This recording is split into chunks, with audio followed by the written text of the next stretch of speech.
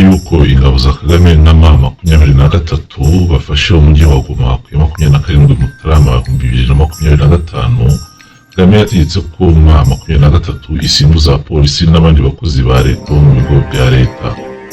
Kuva icyo gihe RDF na M23 barakubita kandi bakica bitwa ko badashyigikiye Kagame. Uwitwa Paul Kabasere utuye Goma yavuze ko agaco k'abasirikare bamwe mu 23 baje iwe ku 29 Mutarama bamushinja ko yafashije abanzi babo no kwica inshuti yabo.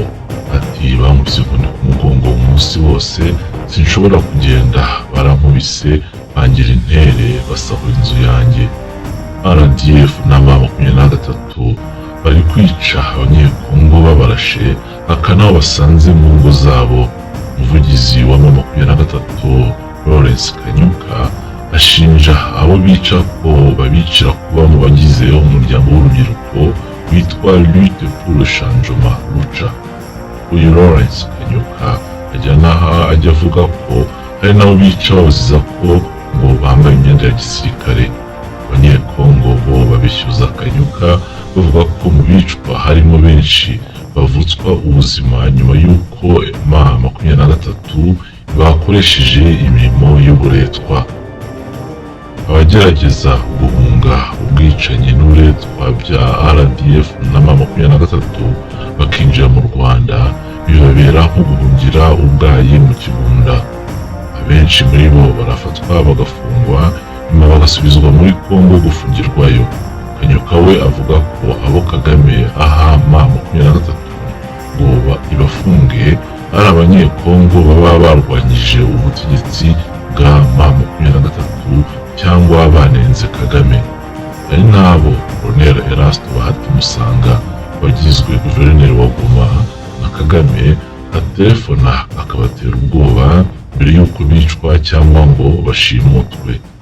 Ephraim Kabasha, umuyobozi wa teritwari ya Nyiragongo mu majyaruguru ya Goma, mu nama yagiranye n'abayobozi b'ibanze yavuze ko société civile n'inama y'akarere y'urubyiruko, ibyo bita mu gifaransa Conseil territorial de la jeunesse cyangwa CTG mu magambo ahinnye y'icyongereza, ari bo nyirabayazana w'amakimbirane.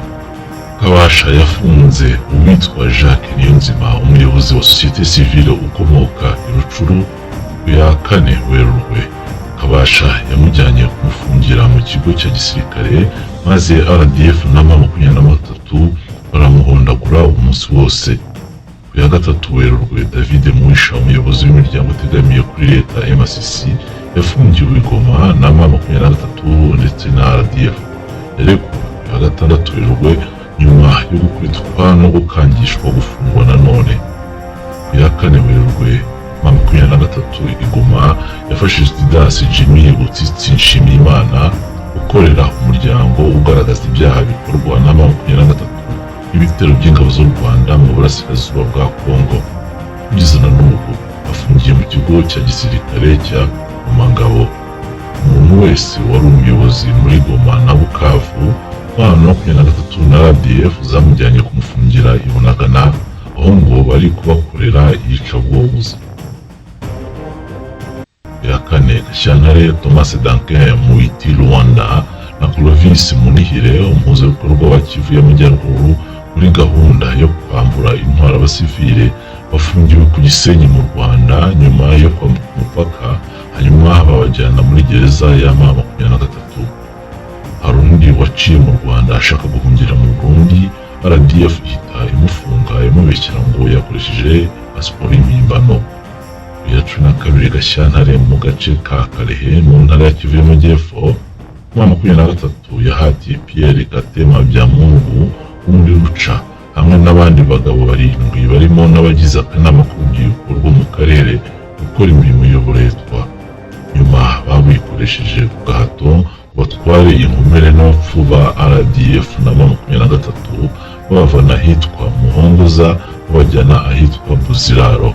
M23 na RDF bashinje Byamungu n'abandi kuba abanyamuryango ba Wazalendo. Hahise haza abasirikare ba RDF bakubita amafumu Byamungu baramwica n'abandi 4. Ya 13 Gashyantare i Goma, abarwanyi ba bishe barashe Delphin Katembo Binyuwasiki, umuririmbyi uzwi ku izina rya Delika Idengo. Amashusho yerekana ko igihe Land Cruiser za RDF na M23 zageraga kwa Idengo yagerageje guhunga. RDF na M23 baramurasa.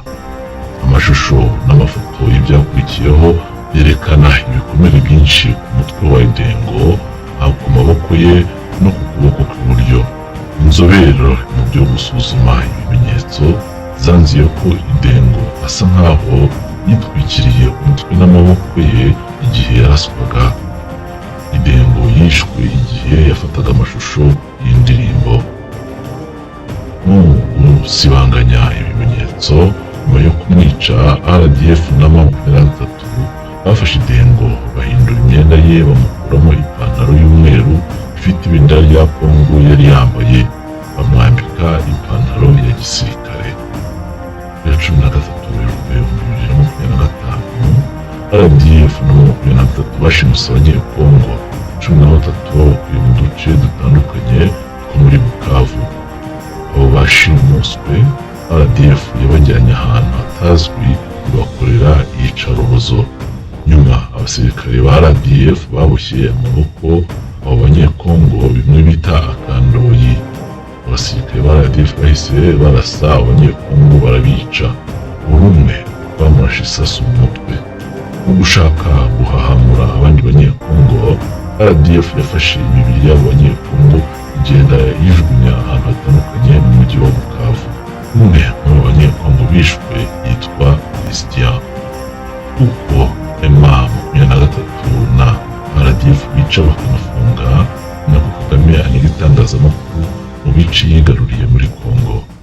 Abanyamakuru benshi bavuze ko Kanyuka, umuvugizi wa M23 na AFC, yasabye abanyamakuru b'abanyamahanga kwerekana icyemezo cy'abanyamakuru cy'u Rwanda kugira ngo bemererwe kwambuka umupaka muri Goma.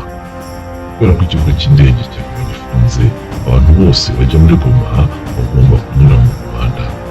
Kanyuka ageze naho atangaza ko abanyamakuru bashobora gutembera mu turere twigaruwe na RDF na M23 ari uko bafite impapuro zibemerera bahawe na Kagame cyangwa Museveni. Vincent Karega yagaragaye Gisenyi arimo guhitamo abanyamakuru bemererwa kwinjira muri Goma. Ubu Kagame yashyizeho urupapuro abanyamakuru bagomba kuzuza mu gihe basaba kwinjira muri Goma.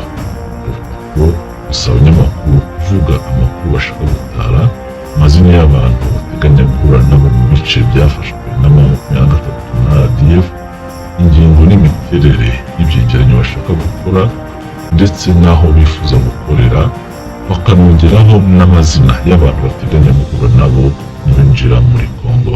Kugira ngo ahabwe urwo rupapuro agomba kuzuza, umunyamakuru yishyura amadolari ari hagati ya 600 n'igihumbi. Ngibyo rero ibyo Kagame amaze kugeza mu bice yigaruriye muri Kongo, aho abanyekongo bakomeje kubura amahwemo. Ahandi rero usigara amahoro